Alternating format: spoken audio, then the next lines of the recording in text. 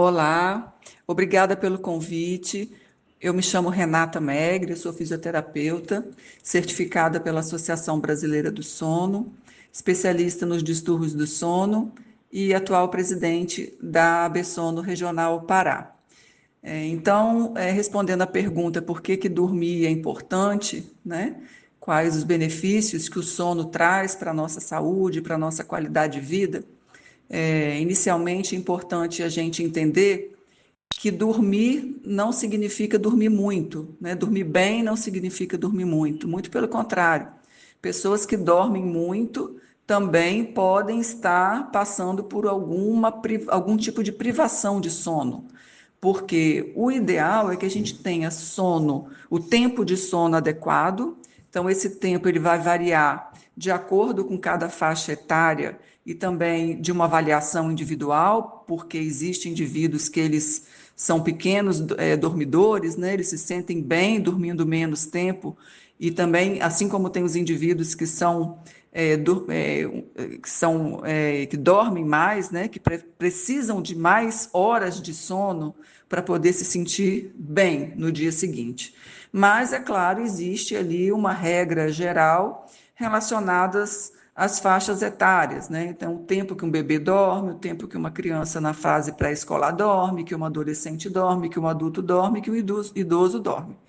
Então, é interessante que a gente consiga respeitar esse tempo de sono, porém, não adianta ter um tempo de sono relativamente adequado se esse sono não tem qualidade, né?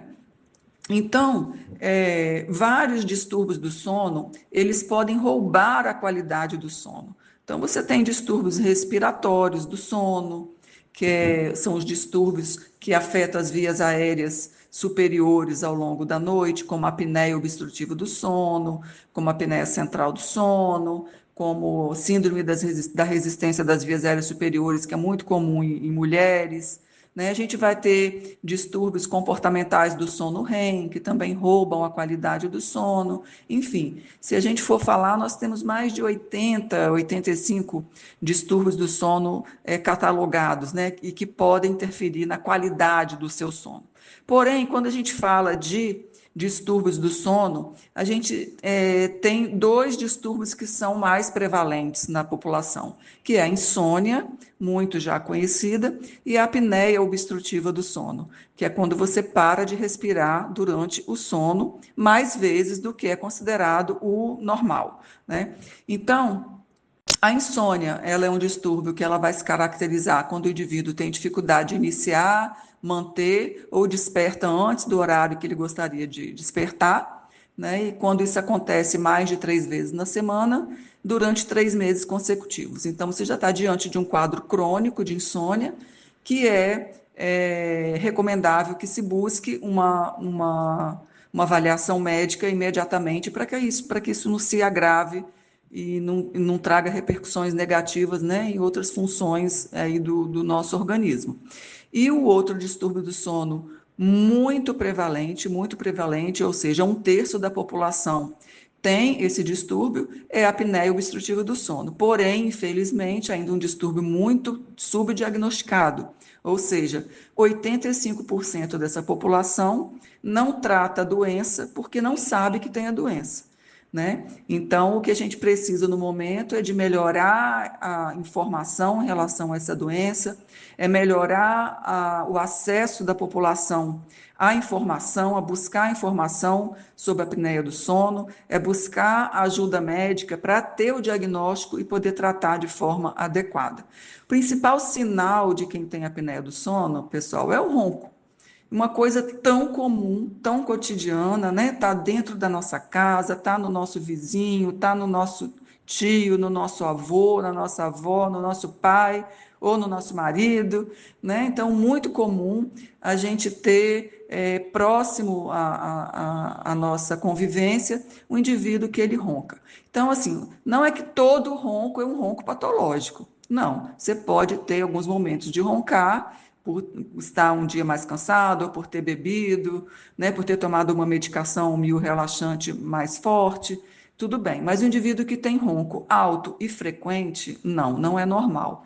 Então, ele precisa buscar ajuda, porque além desse ronco alto e frequente, ele já ser considerado um distúrbio respiratório do sono, ele pode vir associado a uma doença muito grave, que é a apneia obstrutiva do sono. Então, por que é grave a apneia obstrutiva do sono? Porque é um distúrbio respiratório do sono que faz com que você pare de respirar várias vezes por hora de sono, e essas pausas respiratórias, elas podem ser longas e podem impactar na saturação de oxigênio da gente, né? Então, essa queda da saturação, essa que a gente chama cientificamente falando, tecnicamente falando, de hipoxemia intermitente, ou seja, você tem uma queda da oxigenação e em seguida uma elevação da oxigenação, aí fecha a via aérea, faz a apneia, né? Cai novamente a oxigenação. E isso fica acontecendo de forma intermitente ao longo da noite. Isso gera uma série de alterações cardiovasculares, né? Então, ao contrário do que muita gente pensa, né, que a apneia do sono mata mais as pessoas dormindo, né? O sujeito foi dormir e não acordou, né? Infelizmente. Claro, isso pode acontecer nos casos mais graves, né, de apneias muito graves, com muita dessaturação, indivíduos obesos, indivíduos que já têm comorbidades aí associadas. Então, pode realmente haver um problema no ato mesmo ali da apneia durante a noite. Mas o problema maior dessa doença são os problemas gerados a médio e a longo prazo, né? Então, essa hipoxemia intermitente a médio e a longo prazo, ela tende a desenvolver doenças cardiovasculares, hipertensão, dificuldade no tratamento da hipertensão, que a gente chama de hipertensão refratária, ou seja, você fica tentando controlar aquela pressão, mas a pressão não melhora, mesmo com às vezes duas, três medicações diferentes, né? Então, quando você vai ver, a causa está numa apneia obstrutiva do sono, né? Então, é muito importante que essa doença seja investigada, seja tratada para poder evitar esse risco cardiovascular aumentado, risco de infarto, de AVC, de desenvolver arritmias, né? E também de evitar o aparecimento de doenças metabólicas, doenças que elas alteram o equilíbrio hormonal, né? Os equilíbrios hormonais, porque são hormônios vários, né, relacionados à fome, à saciedade, como grelina, leptina, pode causar uma resistência insulínica, pode causar uma resistência à própria leptina, que é o hormônio da saciedade, fazendo com que a pessoa venha a ganhar peso e depois sofrer com todas as repercussões negativas do sobrepeso. E também falando da gravidade dessa doença e de possíveis consequências negativas, a gente pode citar as doenças neurodegenerativas, também bastante relacionada aos distúrbios respiratórios do sono, moderados e graves não tratados, né, que é o aparecimento precoce das demências, como Alzheimer, e também da doença de Parkinson. Então, a gente já tem bastante artigos, bastante trabalhos literários que tratam sobre essa condição. Então, o sono profundo, que muitas vezes a gente fica privado desse sono profundo porque o cérebro passa a noite te despertando para respirar por conta da apneia do sono, né? Você deixa de viver o tempo adequado do sono de ondas lentas e do sono REM. São sonos profundos e sonos responsáveis por regular essas funções nossas biológicas, né? Esse sono profundo também ele tem uma relação muito importante a limpeza do nosso sistema linfático, que é o sistema linfático do cérebro, né? Assim como a gente tem um sistema linfático já bastante conhecido, nós temos também um sistema de limpeza, de drenagem de toxinas, de metabólitos do nosso cérebro. Ele tem esse nome de linfático em alusão às células neuronais da glia. Então, dormir profundamente também é importante porque é nesse momento que a gente consegue fazer essa limpeza cerebral, né?